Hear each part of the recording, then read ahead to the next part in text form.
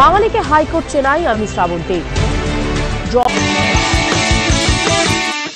9 August থেকে 18 জানুয়ারি 5 মাস পর কাল তিলোত্তমার রায়দান।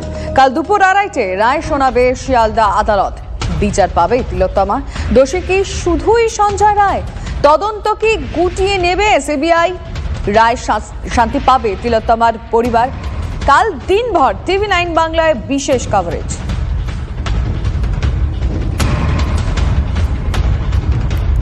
আগামীকাল অত্যন্ত গুরুত্বপূর্ণ একটা দিন, কারণ 9 আগস্ট থেকে 18 জানুয়ারি 5 মাস পেরিয়ে গেল। আগামীকাল তিলোত্তমার রায়দান হবে।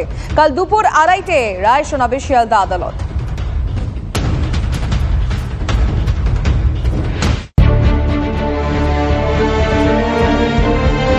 ঠিক 5 মাস আগে আজিকরের ঘটনায় স্তম্ভিত হয়েছিল গোটা রাজ্য তথা দেশ।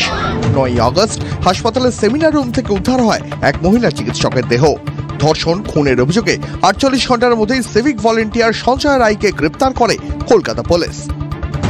তীব্র সমালোচনার মুখে পড়ে 22 আগস্ট ইস্তফা দেন আজিকরের তৎকালীন অধ্যক্ষ সন্দীপ ঘোষ। ওই দিনই তিলোত্তমার বাড়িতে গিয়ে সন্দীপকে বদলি করার কথা ঘোষণা করেন মুখ্যমন্ত্রী।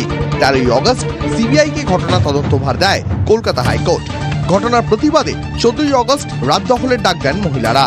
ওই রাতেই আজিকর মেডিকেল কলেজে তাণ্ডব চালায় বহিরাগত দুষ্কৃতীরা।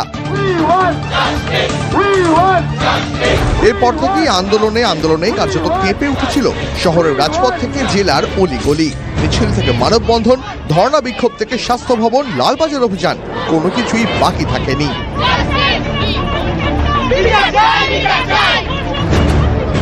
এরই মধ্যে রাজ্য সরকারের কাছ থেকে স্ট্যাটাস রিপোর্ট তলব করে সুপ্রিম কোর্ট। 21 আগস্ট আদালতের নির্দেশে আজিকরের নিরাপত্তায় CISF মোতায়েন করা হয়। 2 সেপ্টেম্বর গ্রেফতার করা হয় আজিকরের প্রাক্তন অধ্যক্ষ সন্দীপ ঘোষকে। 14 সেপ্টেম্বর তথ্য প্রমাণ লোপাটের অভিযোগে গ্রেপ্তার হন টালা থানার প্রাক্তন ওসি অভিজিৎ মণ্ডল। ওই দিনই সল্টলেকে ডাক্তারদের ধর্ণা মঞ্চে পৌঁছে গিয়েছিলেন খোদ মুখ্যমন্ত্রী।